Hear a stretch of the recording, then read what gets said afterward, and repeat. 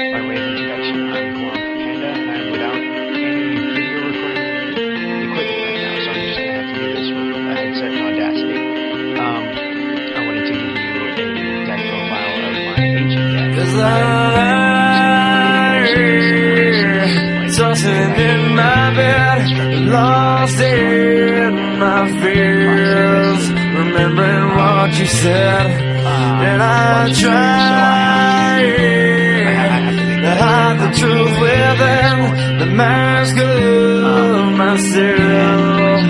Shows its face again, still I lie, time and time again.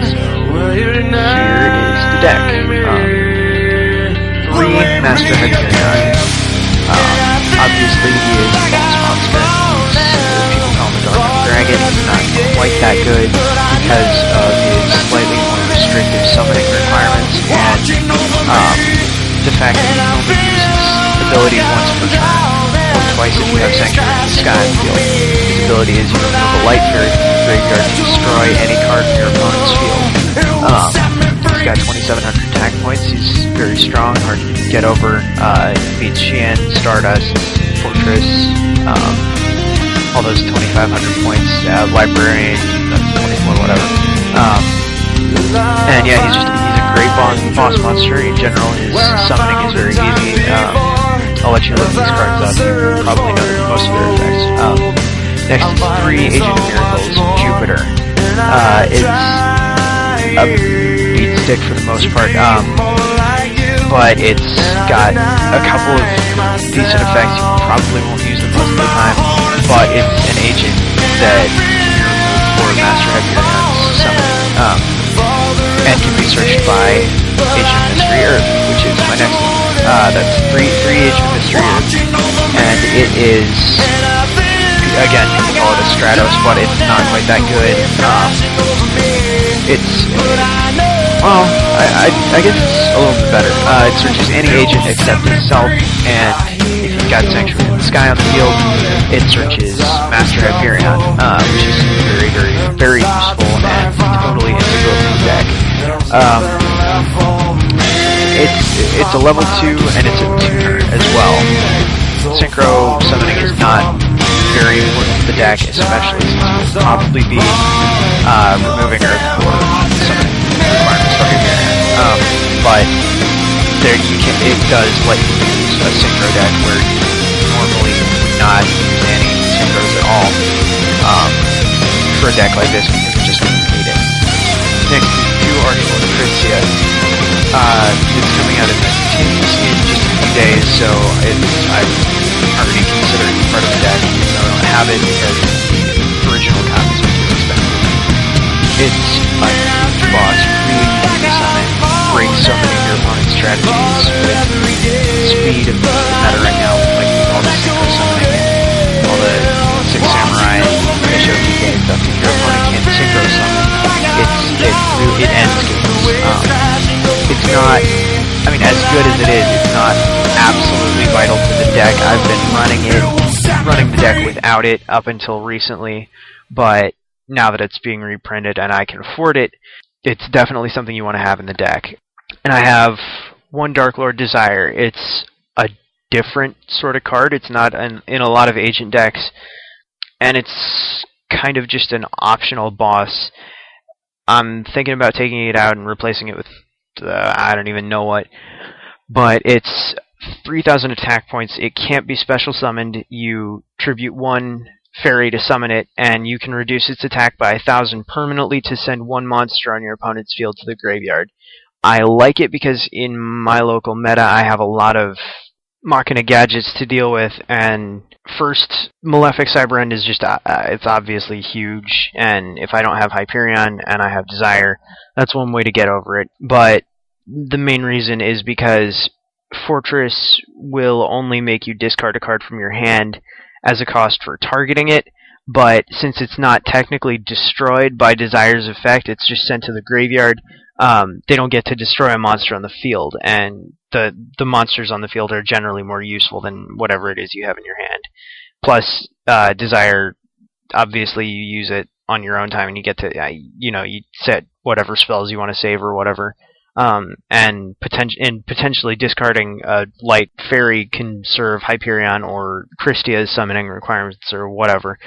But yeah, Desire's useful, not necessarily vital. It's replaceable. It's a flex spot in my deck, and yeah. So 2-dimensional Alchemist. Just kind of, I had it when I built the deck, and it looks like it's pretty much a staple in the deck now. It's, the effect, it's used in macro decks all the time and stuff. But, I mean, it's a light fairy, and it plays with remove from play cards, and so it fits. 3 is too many. You don't necessarily use his removal effect too often, because you don't want to mill off your spells and traps, but mainly he acts as a way to get your removed monsters back, and there will be a lot of those. I have 1 Hecatrice, or however the crap you pronounce it. It's just in there because it dumps itself for more ammo for Hyperion, and Christia, obviously. But it also searches Valhalla, Hall of the Fallen, and yeah, that's an excellent fairy support card. I highly recommend it. Hecatrice, it's whatever. I'm not running Herald of Orange Light or Venus and the Mystical Shine Balls, which is kind of a controversial point about this build, but it's another fairy to discard. Then I have 1 Honest, for obvious reasons. It's reusable with Hyperion and actually with Jupiter. So yeah, great card.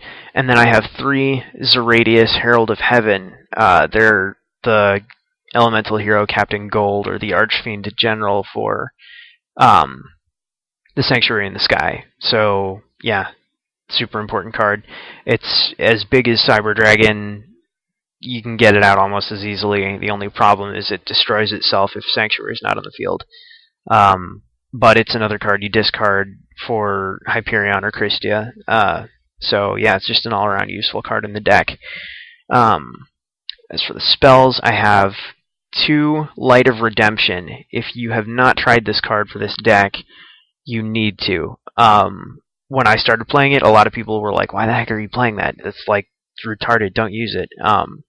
And then I proceeded to kick the ever-living shit out of them with it. You can reuse Earth the second you summon Hyperion by removing it. You can... God, there's so much stuff that you can do with it. It's defense, it's offense, whatever you need. Because you remove so many of your light fairies. It acts like a pot of duality in that you get to pick which card you take out, but at the cost of 800 life points rather than the cost of your special summon for that turn. And I think the fact that it adds the monster to your hand rather than special summoning it is more useful with Agent of Mystery Earth because it lets you reuse its searching effect. So definitely give that card a try if you have not already. Next, I have 2 Pot of Duality. Again, previously would have been way too expensive, but it's coming out in the tins. I'm going to get 2, maybe even 3 of the tins. So yeah, no reason not to run Pot of Duality. Again, with Christia, the non-special summoning argument was mostly by people who couldn't afford it. But the deck really needs the draw power, and especially my variant, because I'm not using cards from the sky or White Elephant's Gift. Then I have 3 Sanctuary in the Sky. Obviously, the effect is basically pointless, but it lets your other cards use their extra effects, which is just useful. And then 2 Valhalla, Hall of the Fallen. If you don't have any monsters on the field, special summon a fairy from your hand. That lets you get Hyperion or Christia with no summoning requirements or anything, so it's useful, and Hecatrice searches it. I have 2 of it because of Hecatrice. I don't want to draw 1 Valhalla and 1 Hecatrice if I only have 1 Valhalla, because then Hecatrice is just dead in my hand. So I have 2. They get Mystical Space Typhoon a lot more than Sanctuary in the Sky because opponents will recognize it as a little bit more dangerous. And then 1 Monster Reborn, 1 Dark Hole, staples. Then as for traps, I have 2 Divine Punishment. People said don't use it, but that's just because they also say don't use Sanctuary in the Sky at all. But I think the the benefits of having Sanctuary in the Sky outweigh the downsides of not having that extra space in there. And so Divine Punishment is a costless Solemn Judgment, almost, except it negates effect monsters and destroys the monsters when they try to use their effects, rather than negating and destroying the summon. So it's slightly less powerful than Solemn Judgment, but it's costless. You don't have to pay 4,000 points or whatever your life points are at to pay half of it. It literally has no cost. But the only drawback is that you can only use it when Sanctuary in the Sky is on the field.